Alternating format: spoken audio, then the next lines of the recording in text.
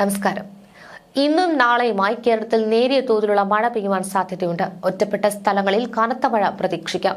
തെക്ക് കിഴക്കൻ അറബിക്കടൽ, ലക്ഷദ്വീപ്, കേരള തീരങ്ങളിൽ 45 മുതൽ 55 കിലോമീറ്റർ വരെ വേഗതയിൽ കാറ്റ് വീശാൻ സാധ്യതയുണ്ടെന്ന് കാലാവസ്ഥാ നിരീക്ഷണ കേന്ദ്രം അറിയിച്ചു. ഇതിനിടെ ശ്രീലങ്കയിൽ കനത്ത നാശം വിതച്ച ഡിറ്റ്വ ചുഴലിക്കാറ്റ് തമിഴ്നാട് തീരത്തേക്ക് നീങ്ങുകയാണ്. ശ്രീലങ്കയിൽ മരണസംഖ്യ 50 കടന്നു. ലങ്കൻ സർക്കാരിന്റെ അഭ്യർത്ഥന പ്രകാരം ഇന്ത്യയുടെ യുദ്ധക്കപ്പൽ INS വിക്രാന്തും രക്ഷാദൌത്യത്തിൽ പങ്കെടുക്കുന്നുണ്ട്. ഡിറ്റ്വ ചുഴലിക്കാറ്റിന്റെ പശ്ചാത്തലത്തിൽ തമിഴ്നാട്, ആന്ധ്ര, പുതുച്ചേരി തീരങ്ങളും കനത്ത ജാഗ്രതയിലാണ്.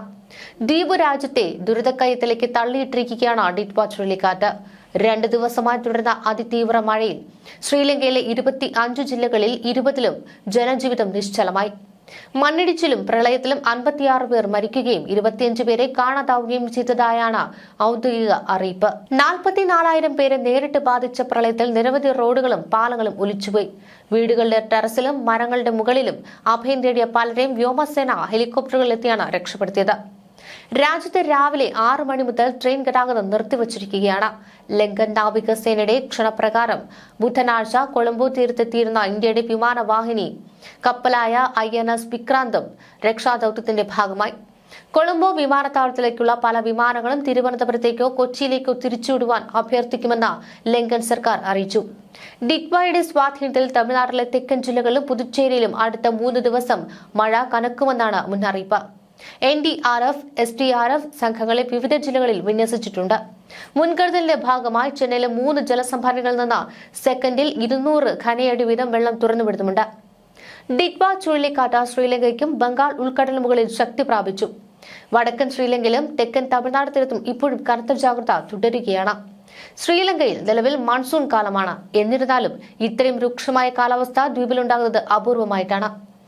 ഈ നൂറ്റാണ്ടിൽ ശ്രീലങ്കയിലെ ഏറ്റവും വലിയ വെള്ളപ്പൊക്കം 2003 ജൂണിലായിരുന്നു. അന്ന് 254 പേർ കൊല്ലപ്പെടുകയും ലക്ഷക്കണക്കിന് ആളുകൾക്ക് വീട് പോലും നഷ്ടമാവുകയും ചെയ്തിരുന്നു. ഇത്തവണ മഴ തുടങ്ങി ഒരാഴ്ച പിന്നിടുമ്പോൾ തന്നെ 50-ലധികം മരണങ്ങളാണ് സ്ഥിരീകരിച്ചത്. 20-ലേറെ പേരെ കാണാതായതായും അപകടത്തിന്റെ വ്യാപ്തി കൂട്ടിയിരിക്കുകയാണ്. ഉരുൾപൊട്ടലും ശ്രീലങ്കയെ പിടിച്ചുകുലുക്കി. പട്ടണങ്ങളിൽ വെള്ളം ഉയരുകയും നിരവധി വീടുകൾ ഒലിച്ചുപോവുകയും ചെയ്തു. നദികളിലെ ജലനിരപ്പ് ഉയർന്നുകൊണ്ടിരിക്കുകയാണ്. അപകടം മനസ്സിലാക്കി പ്രദേശവാസികളോട് സുരക്ഷിത സ്ഥലത്തേക്ക് മാറുവാനായി ആവശ്യപ്പെടുകയാണ് അധികൃതർ.